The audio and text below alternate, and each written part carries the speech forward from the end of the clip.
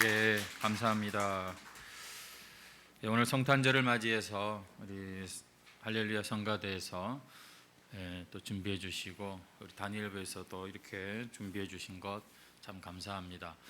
어느 대형 성가대의 성탄절 칸타타보다도 참 의미가 있고 또 참 귀한 그런 준비였던 것 같아요. 우리 수고하신 분들께 격려하고 또 우리 예수님의 탄생을 기뻐하면서 우리 크게 박수 한번 다시 드리겠습니다.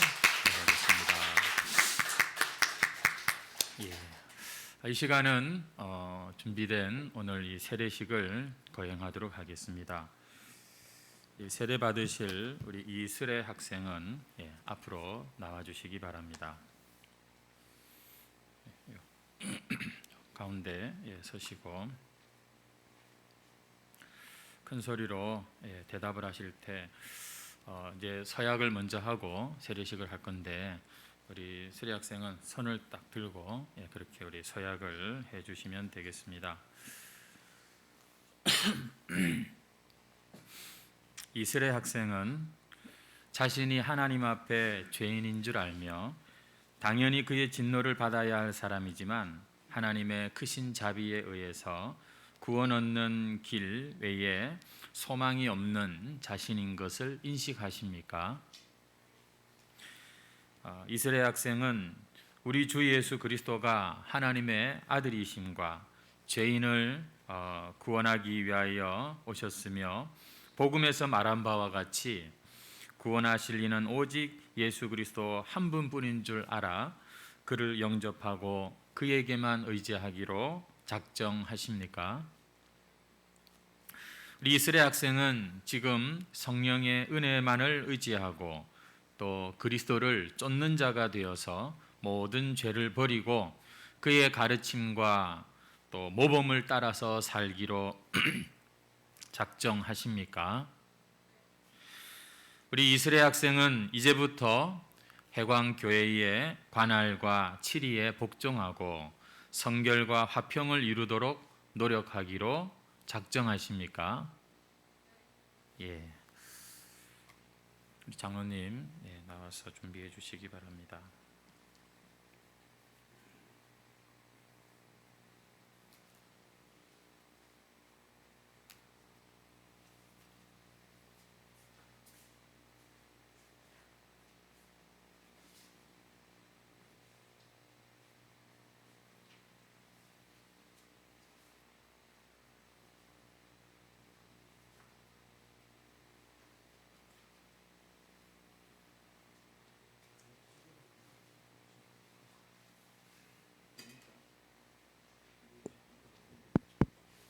하나 둘.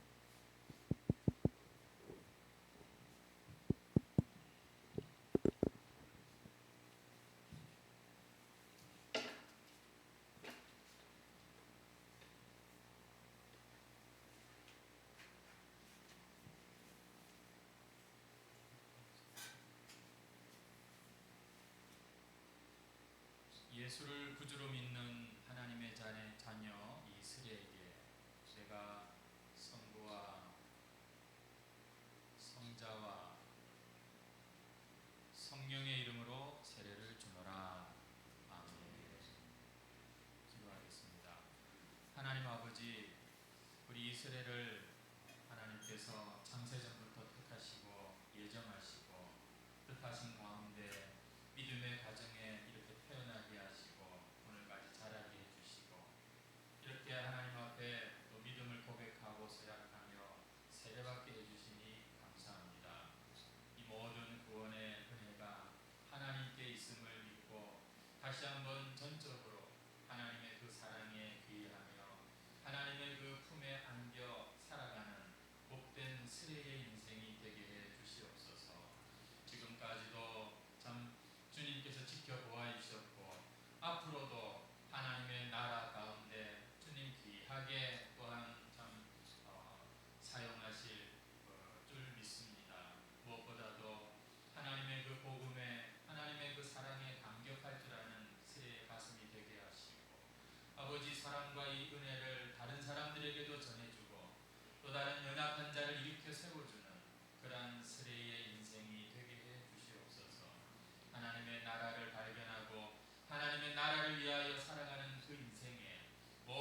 이러한 것들과 인생의 참 생사화복을 하나님이 친히 주관하여 주셔서 아버지 하나님 세례를 통하여 영광을 받으시고 세례의 인생이 하나님의 영광을 반사하는 복된 인생이 되게 해 주시옵소서. 믿음의 참 부모님을 본받아서 그 믿음을 잘 계승하는 그러한 우리 자녀가 되게 해 주시기를 원하옵고 세상 끝날까지 항상 함께하여 주실 우리 주 예수님의 이름으로 기도하옵나이다. 아멘.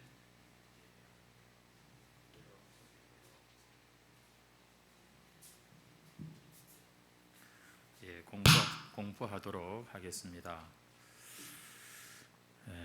이슬해는 대한예수교 장로의 해광교회에 세례교인 된 것을 성부와 성자와 성령의 이름으로 공포하노라. 아멘. 예, 마쳤습니다. 우리 박수로 한번 또 축복해 주시기를 바랍니다.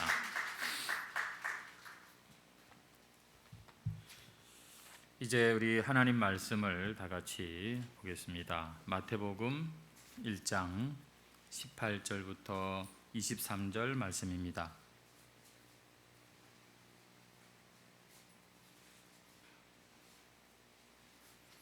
마태복음 1장 18절부터 23절 말씀. 다 찾으신 줄 알고 우리 함께 합독해서 읽도록 하겠습니다. 마태복음 1장 18절에서 23절 말씀입니다. 같이 읽겠습니다. 예수 그리스도의 나심은 이러하니라. 그의 어머니 마리아가 요셉과 약혼하고 동거하기 전에 성령으로 잉태된 것이 나타났더니 그의 남편 요셉은 의로운 사람이라 그를 드러내지 아니하고 가만히 끊고자 하여 이 일을 생각할 때에 주의 사자가 현몽하여 이르되 다윗의 자손 요셉아 내 아내 마리아 데려오기를 무서워하지 말라. 그에게 잉태된 자는 성령으로 된 것이라. 아들을 낳으리니 이름을 예수라 하라. 이는 그가 자기 백성을 그들의 죄에서 구원할 자이심이라 하니라. 이 모든 일이 된 것은 주께서 선지자로 하신 말씀을 이루려 하심이니 이르시되 보라 처녀가 잉태하여 아들을 낳을 것이요 그의 이름은 임마누엘이라 하리라 하셨으니 이를 번역한즉 하나님이 우리와 함께 계시다 함이라. 아멘. 오늘 본문 말씀으로 이 성탄절에 죄를 해결하러 오신 예수님이라는 제목으로 함께 은혜를 나누도록 하겠습니다. 우리 옆에 있는 분들에게 한 번 더 인사하십시다. 크리스마스의 주인공은 예수님이십니다 하고 인사하시겠습니까? 예. 세상 사람들이 이 크리스마스를 성탄절을 즐거워합니다. 이 날을 아주 즐기기를 또 원하죠. 하지만 참으로 이 성탄의 주인공이 누구이신지를 정확하게 아는 것이 참된 성탄을 우리가 보낼 수 있고 즐길 수 있는 것이지요. 여러분, 오늘 우리는 다시 한번 이 성탄절에 예수님이 누구신가 하는 문제를 생각을 해보겠습니다. 잘 아는 내용이지만 그러나 다시 한번 우리에게 그 말씀이 진리가 되어서 여러분의 문제를 해결하고 여러분의 참 삶을 진리로 세우는 그런 말씀이 되기를 바랍니다. 구원이 무엇이냐? 참된 믿음이 무엇이냐? 바로 이 성탄의 주인공이신 예수님을 아는 것에서 시작하는 것입니다. 예수님을 만나고 이 예수님을 내가 주목하고 이 예수님에 대해서 내가 진지해질 때 그때 신앙이 여러분 시작이 되는 것입니다. 그래서 사실 교회를 드나들고 교회에서 이런저런 일을 해도 예수님 앞에 자신을 진지하게 세우지 못하면 여러분 그 신앙에는 힘이 없습니다. 그 신앙은 기쁨이 뭔지를 잘 모르는 것이죠. 부디 이 성탄의 주인공이신 예수님을 이 성탄절에 우리가 다시 한번 깊이 생각하고 꼭 그 예수님을 우리가 새롭게 만나는 시간이 있기를 바랍니다. 오늘 우리가 읽은 이 본문 말씀은 예수님께서 어떤 분이신가 하는 것을 말씀하고 있고, 예수님께서 왜 이 땅에 오셨는가 그 목적을 말씀하는 내용이 되겠습니다. 우리 한번 18절 말씀을 보시면, 예수 그리스도의 나심은 이러하니라고 기록이 되어 있지요. 여러분, 예수님이 누구시냐라고 할 때 우리는 먼저 예수님이 그리스도다라는 사실에 대해서 인정할 수 있어야 하는 것입니다. 여러분, 예수님이 누구냐? 실제로 이 예수와 또 비슷한 그런 이름이죠. 호세아, 이런 이름들은요 유대인들 가운데 많습니다. 그래서 우리는 굳이 예수 그리스도라고 이렇게 붙이는 경향이 있거든요. 여러분, 예수님이 누구이신가 라고 할 때 좋은 분, 선한 분 정도가 아니라 그리스도라는 이 고백이 바로 예수님을 정확하게 아는 사람들의 고백입니다. 여러분, 그리스도, 구약의 히브리어로는 이 메시아, 이 그리스도라는 말은 기름 부음 받은 자라는 뜻인데, 하나님과 사람 사이에서 중요한 사역을 하는 그 중보자를 그리스도다라고 이렇게 말할 수 있습니다. 다시 말해서 사람이 하나님께로 나아가는데 그 중간에서 역할을 감당하는, 그 직무를 감당하는 자라고 볼 수가 있겠죠. 구약시대에 이 기름 부음 받은 자들이 세 종류가 있었습니다. 하나는 왕이었고, 하나는 제사장이었고, 하나는 선지자였죠. 이스라엘의 왕들은 그냥 자기들이 모든 힘을 가지고서 백성들을 마음껏 다스리는 게 그 참 왕의 의미가 아니라, 하나님을 보여주고 하나님의 뜻대로 잘 다스리는 자들이 왕이었습니다. 그래서 이스라엘의 왕들은 그리스도였습니다. 기름 부음을 받았습니다. 하나님과 사람 사이에 중간 역할을 했던 자들이 바로 왕들이었죠. 그래서 예수님은 그리스도다라고 하실 때 그분은 영원한 이 왕위를 약속받은 다윗의 후손으로, 왕의 후손으로 그렇게 태어나신 거지요. 또한 예수님은 대제사장이십니다. 멜기세덱이라고 하는 그 사람의 뒤를 잇는 영원한 제사장이 바로 예수님이시지요. 구약에 보면 이 제사장들, 또 대제사장들이 있었습니다. 하나님과 이스라엘 백성들 사이에서 직무를 감당하던 사람들이죠. 그리고 또 한 종류의 기름 부음을 누가 받았다고요? 선지자. 선지자는요, 하나님의 말씀을 백성들에게 대언하는 사람들이었습니다. 그래서 이제 말씀이 육신이 되어 오신 예수님, 그리고 이 세상 이제 말세에 마지막 하나님의 최종 계시로 오신 예수님은 참된 선지자의 이 그릇이, 이 역할을 하셨다라고 우리가 보는 것이죠. 한번 따라합시다. 예수님은 그리스도시다. 예수님이 바로 우리를 하나님과 우리 사이에서 이 모든 이 일을 감당하시는 우리의 중보자, 우리의 참 그리스도라는 사실입니다. 예수님이 우리의 왕이라는 사실, 예수님이 우리의 대제사장이라는 사실, 예수님이 우리에게 선지자의 역할을 지금도 하고 계신다는 사실을 여러분 믿으시기 바랍니다. 그리고 또 오늘 본문에서 한 가지 또 정확하게 분명하게 말씀하고 있는 것은, 이 예수님은 동정녀 마리아에게서, 여기서 동정녀라는 말이 무슨 말인지 아세요? 무슨 말이죠? 동정녀는 남자를 모르는 처녀라는 말입니다.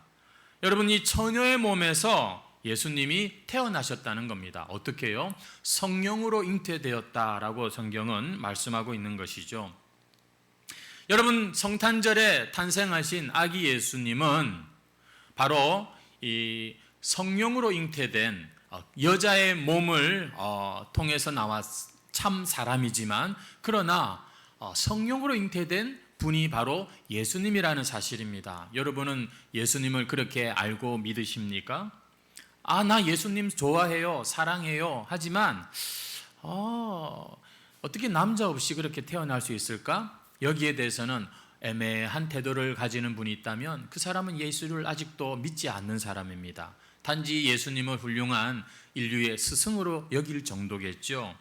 여러분, 예수님은 육신의 몸으로 오셨지만 그러나 성령으로 잉태된 분이라는 사실을 성경은 그래서 18절뿐만 아니라 20절에도 보면은 또 이 사실을 지금 말씀합니다. 성령으로 된 것이다. 그렇게 말씀하시고 25절도 읽지는 않았지만 아들을 낳기까지 요셉이 동침하지 않았다. 이렇게 예수님이 성령으로 잉태되었다는 것을 오늘 본문은 이렇게 반복해서 강조하고 있다는 사실입니다. 여러분, 예수님께서 인간의 자연적인 방법으로 잉태되신 것이 아니라 이 동정녀 마리아의 몸을 통해 성령으로 태어나신 하나님의 아들이라는 사실, 우리 요한복음 1장 14절 말씀을 같이 한번 우리 읽도록 하겠습니다. 요한복음 1장 14절 말씀 시작. 말씀이 육신이 되어 우리 가운데 거하심에 우리가 그의 영광을 보니 아버지의 독생자의 영광이요 은혜와 진리가 충만하더라. 예수님이 이 땅에 육신으로 오신 것을 우리는 분명하게 고백하지만 그러나 그 예수님은 성령으로 잉태된 하나님의 독생자, 하나님의 아들이라는 사실에 대해서 우리는 믿는 것입니다. 여러분, 왜 예수님이 이 마리아의 몸을 통해 태어나셨는가? 마리아의 씨로 왔는가? 창세기 3장 15절 원시복음이라고 하는데요. 이 말씀을 우리가 한번 보면은 또 이해가 됩니다. 같이 한번 읽겠습니다. 시작.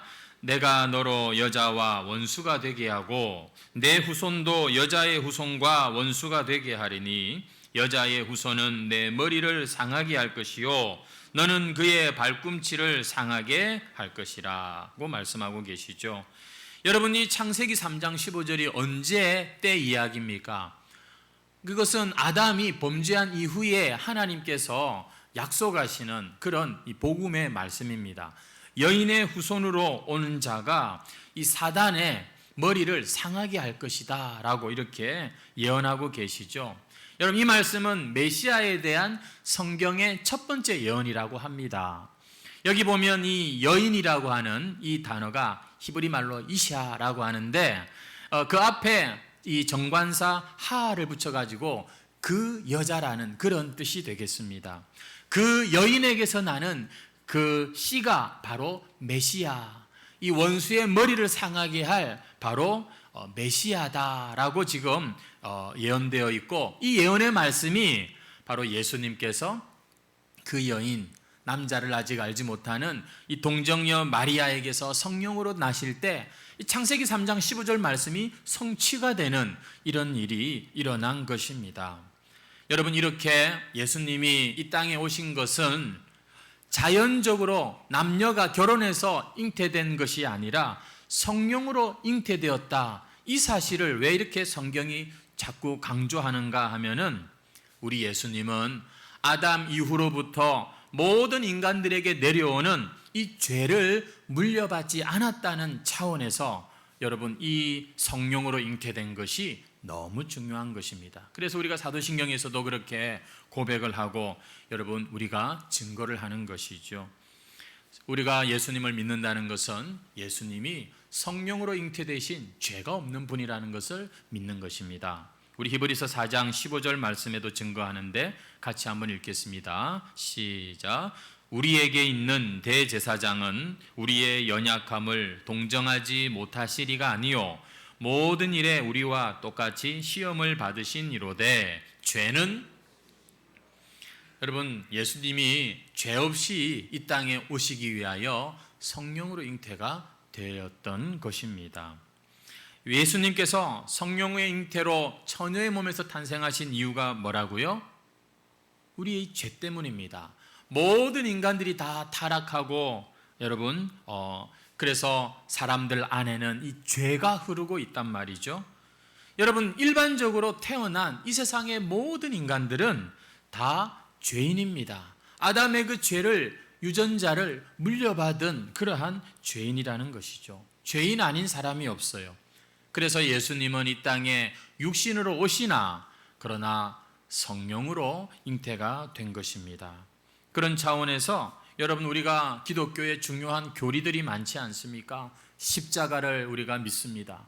그 십자가의 의미가 무엇인지, 또한 3일 만에 부활하신 것도 믿습니다. 여러분, 더불어서 예수님이 성령으로 잉태된 것을 믿는 것이 참된 믿음인 것입니다. 아주 중요한 기독교의 핵심 교리인 것이죠. 정리를 하면 예수님은 동정녀의 몸에서 성령으로 잉태되신 참 사람이면서 참 하나님이시고, 그래서 죄인된 우리를 구원하기 위하여 오시기로 약속된 바로 그리스도라는 사실입니다. 우리는 여러분, 잘생긴 사람, 못생긴 사람, 좀 착한 사람, 좀 더 못된 사람, 다양한 사람들이 있지만 모든 인간은 다 하나님 앞에 죄인 아닌 사람이 없습니다. 그래서 우리 죄인된 자들은 감히 거룩하신 온전하신 하나님 앞에 그 누구도 나아갈 수 있는 자가 아무도 없습니다. 사실 하나님은 우리를 지으신 분이고 우리는 창조주이시고 우리는 그의 피조물이기에 우리는 하나님과 사실은 가까이 하기가 우리의 힘으로는 불가능한 존재입니다. 하나님께서 우리에게 이런 은혜를 주셨지만 우리의 죄가 하나님과 우리 사이를 이렇게 거리를 두게 만든 것이죠. 그래서 하나님은 오래전부터 성경 구약에 보면 메시아를 약속하십니다. 그리고 마침내 이 세상에 그 약속된 분이 오셨다. 이게 바로 신약 성경에 나와 있는 바로 그 내용들인 것이지요. 우리 예수님께서는 그래서 하나님과 우리 인간 사이에 유일한 중보자가 되실 뿐만 아니라 또한 우리의 그 죄 문제를 자신의 보혈과 생명으로 덮어주시고 씻어주시고, 그래서 이제 누구든지 어떤 죄인이라도 예수 그리스도 안에서 우리는 하나님 앞에 담대히 나아갈 수 있는 길이 열리게 된 것입니다. 그래서 예수님은 이 땅에 왜 태어나셨나? 라고 할 때 우리는 대답할 수 있어야 합니다. 예수님은 우리의 죄 문제를 해결하시기 위해서 동정녀의 몸에 성령으로 잉태되시면서 이렇게 이 땅에 우리에게 찾아오셨다는 거예요. 자, 그 말씀을 오늘 본문 21절 말씀에 이렇게 기록합니다. 아들을 낳으리니 이름을 예수라 하라. 이는 그가 자기 백성을 그들의 죄에서 구원할 자이심이라. 성도 여러분, 예수님께서 이 땅에 오신 것은 구원을 위해서 오셨다는 것입니다. 여러분, 우리가 보통 구원하면은 무언가로부터 그렇게 나오는 것, 탈출하는 것, 해방되는 것, 이런 것 아니겠습니까?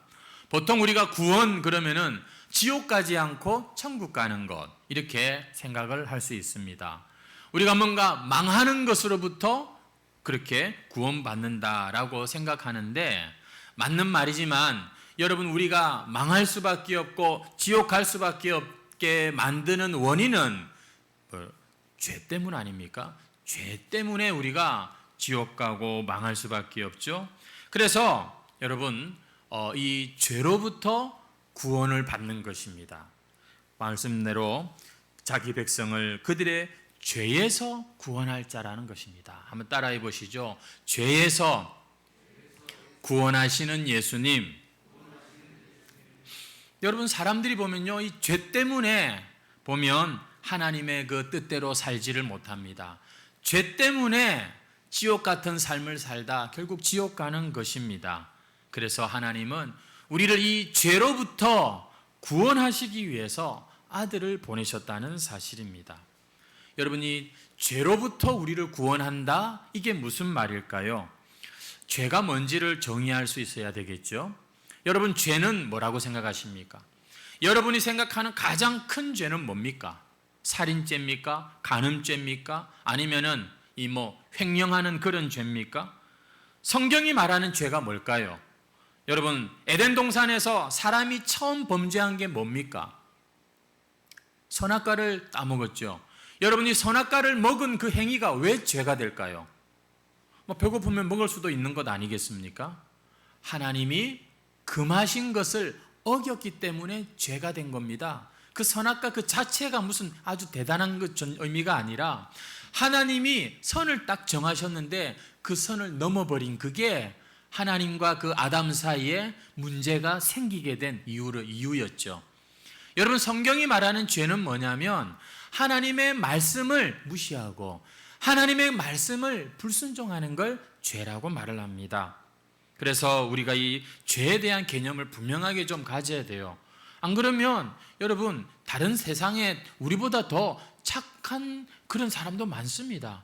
아주 법 없이도 살 사람들이 얼마든지 있습니다. 성경에서 말하는 죄가 무엇이냐? 하나님의 말씀을 떠난 것입니다. 말씀을 불순종하는 것이죠. 그러면 자연히 누구의 말을 따르게 될까요? 사탄의 말을 따르게 되는 것입니다. 하나님의 말씀에서 점점 멀어지는 것이에요. 그게 바로 죄입니다. 내가 언제 그렇게 죄를 지었습니까? 하지만 하나님의 말씀 없이 살아온 인생 자체가 하나님 앞에서는 여러분 죄인 것이에요. 그는 하나님의 피조물이지만 하나님과 관계하지 못하고 하나님과 관계가 끊어진 상태, 이게 죄의 상태인데 다른 말로 죽었다라고 성경은 말합니다. 살아있는 사람들한테 죽었다라니요, 하나님과 관계가 끊어진 것입니다. 하나님의 말씀이 들리지를 않고 이해가 되지를 않고 믿어지지 않는, 바로 그게 하나님 성경에서 말하는 죄의 모습인 것입니다. 이런 사람들은 원하든 원하지 않든 반드시 마귀를 따라가게 되어 있습니다. 마귀의 그 거짓말에 속아 넘어갈 수밖에 없는 것이죠. 죄가 무엇이라고요? 하나님의 말씀이 없는 거예요. 하나님의 말씀을 불순종하는 겁니다. 그게 하나님과 관계가 끊어진 증거요, 바로 죽음의 상태, 죄의 상태, 이렇게 말을 하고, 세상 사람들은 그 상태가 어떤지 잘 스스로 못 느끼지만 성경은 참으로 비참하다, 이렇게 말하는 것입니다. 돈 좀 있고 좀 세상살이가 좀 나아진 그런 문제가 아니라 하나님이 지어놓은, 하나님의 형상대로 지어진 이 사람이 하나님 없이 살아가는 그 모습, 돈을 쫓고 명예를 쫓고 세상의 쾌락과 즐거움을 쫓아 살지만 참 불쌍하다, 이게 바로 죄의 상태요. 바로 이 참 비참한 그런 아담 이후 모든 사람들이 물려받은 바로 죄의 모습인 것입니다. 이렇게 죄 가운데 있는 자들에게는 반드시 또 한 가지 특징이 나타나는데, 그것은 은근히 그렇게 하는 사람이 있고 아주 대놓고 그렇게 하는 사람들이 있는데, 뭐냐? 하나님을 대항한다는 것입니다. 하나님에 대해서 왠지 그냥 기분이 안 좋고 아니면은 기분이 나쁘고, 이래서 이 믿음에 대해서 공격을 하거나 그냥 멀리 이렇게 좀 거리를 두려고 하는 이런 모습이 나타난다는 것이죠. 그래서 로마서 1장 21절 말씀해 보시면은 이 인간의 죄 가운데 있는 상태에 대해서 아주 이렇게 설명을 해놓고 있습니다. 한번 같이 보시겠습니다. 하나님을 알되 하나님을 영화롭게도 아니하며 감사하지도 아니하고 오히려 그 생각이 허망하여지며 미련한 마음이 어두워졌나니. 우리가 특별 계시, 하나님의 성경 말씀도 우리가 통해서 구원에 이르지만 또한 이 만물을 볼 때 우리 인간의 양심 안에 우리가 하나님을 느낄 수 있는, 깨달을 수 있는 그런 일반 계시라고 하죠. 그러나 이 죄인들은 굳이 그러한 생각과 마음을 접어둡니다. 그런 것들을 억눌러요. 이 온 우주 만물을 보면서 우와, 이 도대체 어찌 이런 일이라고 해서 하나님을 찾아야 될 사람들이 아니야, 우연히 그냥 팡 해가지고 폭발을 온 우주가 해가지고서 그때부터 이렇게 생겼고, 사람이 작은 아메바바 같은 그런 것에서 시작해가지고 원숭이의 그런 진화론을 이야기하고, 여러분이 참 보면 애를 씁니다. 어떻게든지 하나님 지워버리고 싶고 어떻게든지 하나님에게서 멀어지고 싶어하는 그 가련하고 불쌍한 인생들의 모습이 바로 죄의 모습인 거예요. 그래서 메리 크리스마스를 해피 홀리데이 이렇게 굳이 그리스도라고 하는 이름을 빼내고 싶은 거예요. 성도 여러분, 크리스마스라고 해서 온 세상이 이렇게 즐기는 그런 이 계절이 되었지만 어디 그 가운데 예수님을 찾고 예수님께 경배하는 그러한 동방박사, 그 목자들의 그러한 모습이 있습니까? 교회 외에는 다른 데서는 그런 것을 찾아볼 수가 없는 것입니다. 얼마나 죄인들이 자나깨나 죄를 짓고 자기 중심적으로 살아가는지 몰라요. 여러분, 이 죄를 개념을 잡으셔야 됩니다. 아닌데 우리 삼촌은 예수님 안 믿고 교회 안 다녀도 굉장히 착하고 인격적인 그런 분인데, 지금 성경이 말하는 죄는 어떤 죄라고요? 하나님을 인정하지 않는 거예요. 하나님의 말씀을 듣고 싶지가 않은 거예요. 그 말씀대로 살아보려고 애를 쓰고 이러한 것을 결코 하지 못하는 상태, 죄의 상태, 죽어있는 상태라고 성경은 말합니다. 우리 로마서 3장 10절 말씀에 이 사도 바울이 말하는 죄인들의 모습을 한번 쭉 보시겠습니까?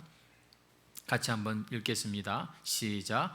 기록된 바 의인은 없나니 하나도 없으며 깨닫는 자도 없고 하나님을 찾는 자도 없고 다 치우쳐 함께 무익하게 되고 선을 행하는 자는 없나니 하나도 없도다.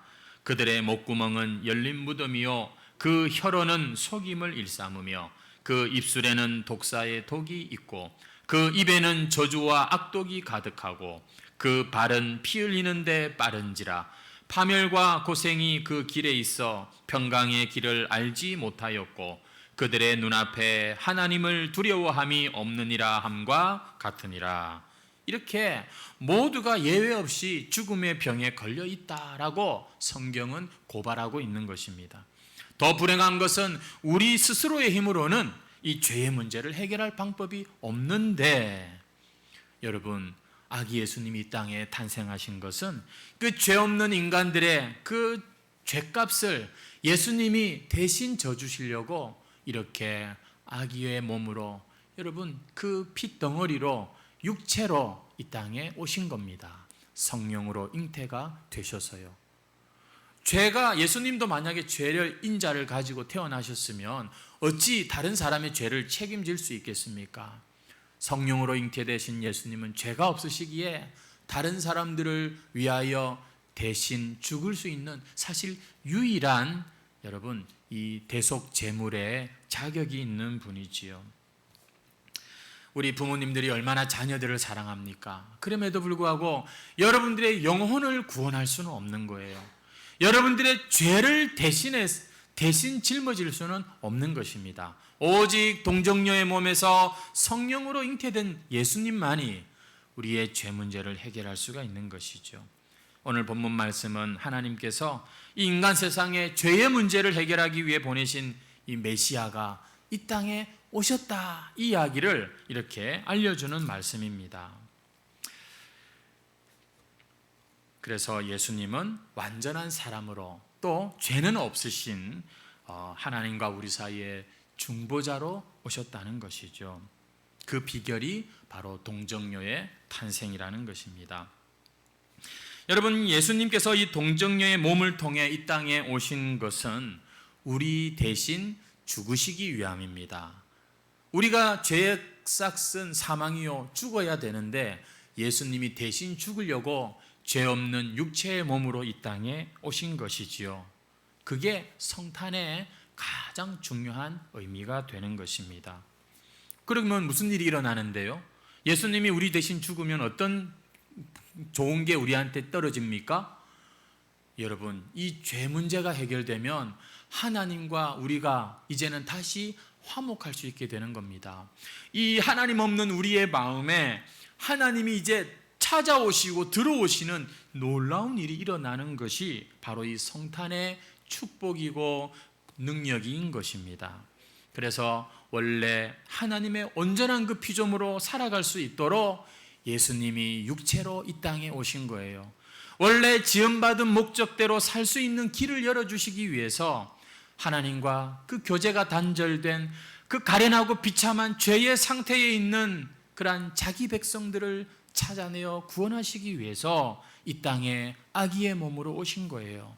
그래서 이 성탄을 맞이하는 우리 사랑하는 주의 백성들은 반드시 예수님께서 이 죄의 문제를 해결하기 위해서 오셨다는 사실을 여러분 잊어서는 안 됩니다. 이걸 기억하는 게 저는 성탄을 우리가 잘 지키는 거라고 생각합니다. 왜냐? 그것 때문에 예수님은 약속대로 동정녀의 몸에 성령으로 잉태되어 우리에게 오셨기 때문이죠. 여러분 이 성탄절의 이 의미를요 정말로 이해하고 믿는 사람은요 어떤 일이 일어나는 줄 아십니까? 죄를 이기는 일이 일어나는 것입니다. 계속해서 그 죄의 권세 아래 신음할 이유가 없는 거예요. 계속해서 그 죄를 반복하면서 살아갈 수가 없는 거예요. 왜냐하면 예수님이 이 땅에 아기의 몸으로 오신 이유가 바로 내 이 죄 때문에 죄 문제를 해결하기 위해서 오셨다는 것이 깨달아지기 때문입니다. 성도 여러분, 어떤 분들은 그렇게 말합니다. 어떤 사람들은요, 예수님이 우리를 십자가에서 용서하시고 죄를 다 해결해 주셨으니까 걱정하지 말고 이제 마음껏 행복하게 사십시오라고 말하는데, 여러분 그것은 아닙니다. 예수님이 이토록 우리의 죄 문제를 해결하셔서 그래서 어떻게 하시는 겁니까? 더 하나님과 가깝게, 더 하나님과 화목하도록 우리를 위하여 이 희생 제물이 되셨다는 거예요.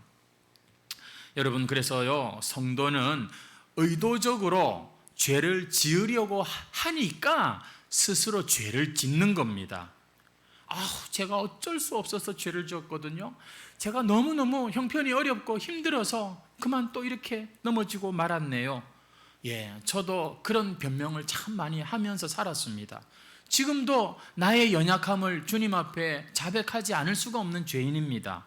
근데요, 존 오웬이라고 하는 그런 사람이 이런 말을 했어요. 성도가 죄를 지었다는 것은 일부러 마음과 뜻을 다해서 죄를 지은 것이다. 이렇게 말했어요. 의도적으로 하나님은 회피하고 다 알면서 그 죄를 자기가 선택한 것이다. 이런 얘기를 했어요. 우리는 사실 늘 넘어지고 자빠지기 일수인 죄인인데 존 오웬이라고 하는 이 사람은 얼마나 자신감이 있었는지 모르겠지만 성도들이 죄를 짓는 거 그 정상이 아니라는 거예요. 왜? 예수님께서 그 죄 문제를 해결하기 위하여 그 핏덩어리 아기의 몸으로 오실 정도로 여러분 이 죄를 참 해결하기 위하여 오셨는데 우리가 그럼에도 불구하고 예수 믿는다고 하면서 내가 회개했다고 하면서 그 죄에서 벗어나지 못한다는 건 아직도 우리는 다시 첫 자리로 돌아가야 됩니다. 다시 회개해야 되는 거예요. 여러분 우리가 예수님을 믿는다는 것은 우리가 이 나의 죄 문제를 해결하신 예수님을 우리가 믿고 하나님께로 더 가까이 나아가기 위함인 것입니다. 오늘 예배의 자리에 나오신 것도 참 잘하신 거지만 여러분의 삶 속에서 예수님을 의지하시고 하나님과 더 화목한 삶을 사시기를 바라요. 그러려고 예수님이 성탄에 여러분 이 땅에 오신 거예요. 사실 성탄절 12월 25일은 예수님 탄생한 날도 아니에요. 예수님의 탄생을 기념하는 날입니다. 예수님이 성탄절에 탄생 안 했다더라. 그래서 성탄절 그거 하지 마. 이렇게 말하는 사람도 예수님 사랑하는 사람이 아니에요. 예수님의 탄생을 성경은 분명히 말씀하고 있으니까요. 우리는 이 날을 기념하는 거예요. 어떻게 기념할까요? 성탄 추리 장식하면 그게 기념하는 겁니까? 오늘 이 성탄절에 여러분의 이 삶에 반복되는 죄 하나 끊어내시기 바랍니다. 여러분에게 삶에 계속해서 변명을 하게 만드는 그 죄, 그것들에 대해서 단호하게 한번 여러분 선언하시고 그것들에게서 한번 일어나 보시기 바랍니다. 그러면 하나님께서는 그 영광스러운 당신의 자녀를 어떻게 하십니까? 죄 가운데 이 어두운 세상 가운데 살아가는 자들이지만 그러나 믿음으로 예수님과 함께 일어난 그 값을 반드시 보상해 주시는 거예요. 이미 우리는 보상이 아니라 은혜를 받았지요. 그러나 계시록 22장 7절에 보면은 보라 내가 속히 오리니 이 두루마리 예언의 말씀을 지키는 자는 복이 있으리로다. 계시록 22장 12절 보라 내가 속히 오리니 내가 줄 상이 내게 있어 각 사람에게 그가 행한 대로 갚아주리라. 무슨 얘기입니까? 이미 우리는 큰 은혜와 구원을 다 받았지만 그러나 이 은혜를 진심으로 마음에 믿고 이제 죄에서 싸워 이기고 이 말씀을 따라 순종하며 이 참 살아가는 자들에겐 내가 속히 와서 너희에게 상 주겠다, 행한 대로 갚아주겠다. 이렇게 이미 오신 예수님께서 다시 오실 것을 예언하시면서 약속해주고 계십니다. 우리는 하나님 앞에서 믿음으로 살아가는 자들입니다. 여러분, 이 믿음은 다른 사람들이 인정해 주는 것도 어느 정도 맞는 것이 있을 겁니다. 하지만 누구보다도 예수님이 인정해 주셔야 그 믿음이 참된 믿음 아니겠습니까? 주님은 우리의 믿음의 삶을 이렇게 평가하실 겁니다. 너가 정말 얼마나 믿음으로 살았느니, 얼마나 그 은혜를 붙들고 몸부림쳤냐, 얼마나 내가 너에게 준 그 새 생명을 가지고 네 삶을 적용해 보았냐, 너는 정말로 내가 거룩하니 너희도 거룩하라는 그 말씀을 따라서 거룩을 위해서 몸부림을 쳐봤냐, 얼마나 자유함 가운데 죄에게 종로로 타지 않고 살았냐. 성도 여러분, 한마디로 말하면 너가 나를 믿고 난 뒤에 이제 얼마나 너는 그 죄를 미워하고 멀리하며 이 내가 주는 영생, 이 생명 가운데 그렇게 살았냐. 이걸로 주님은 우리를 판단하신다는 것입니다. 이게 당연한 거죠. 우리의 죄를 대신하여 오신 예수님께 우리가 드릴 수 있는 게 뭡니까? 그 깨끗하게 의로 입혀주신 그 옷을 우리가 더럽히지 않는 것이죠. 오늘 이 성탄절 예배 가운데 주님 앞에 나오신 사랑하는 우리 해광교우 여러분, 예수님께서 내 인생의 이 죄 문제를 해결하려고 이 땅에 오셨구나, 이 사실을 다시 한번 기억하시고 우리 안에 지금도 성령으로 들어와 계셔서 임마누엘, 세상 끝날까지 함께 하시고 우리를 도우시는 여러분, 이 예수님을 다시 한번 굳게 믿으시고 여러분의 그 죄 버리시기 바랍니다.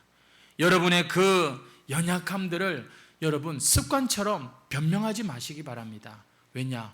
우리는 이길 수 있는 자입니다. 이기는 자에게 내가 면류관을 주겠다, 주님은 약속하십니다. 한번 싸워보시라니까요. 오늘 성탄의 메시지가 평화롭지 못해서 죄송합니다. 막 그냥 가만히 있어도 좀 하늘의 기쁨을 내리는 그런 메시지라면 좋겠는데, 예수님도 그 하늘 영광 보좌 버리시고 이 땅에 그 핏덩어리로 오셨는데 우리도 뭔가 그 사랑에 여러분 반응할 수 있어야 되지 않겠습니까? 여러분은 아십니다. 여러분 지금 떠오르는 어떤 그 죄에 대해서 여러분 예수님 앞에 딱 내놓으시고 그 보혈로 씻어 덮어 주시고, 그리고 여러분 그 죄를 청산하는 그런 아주 의미 있는 성탄절 되시기를 주님의 이름으로 축원합니다. 찬송 드리겠습니다. 찬송.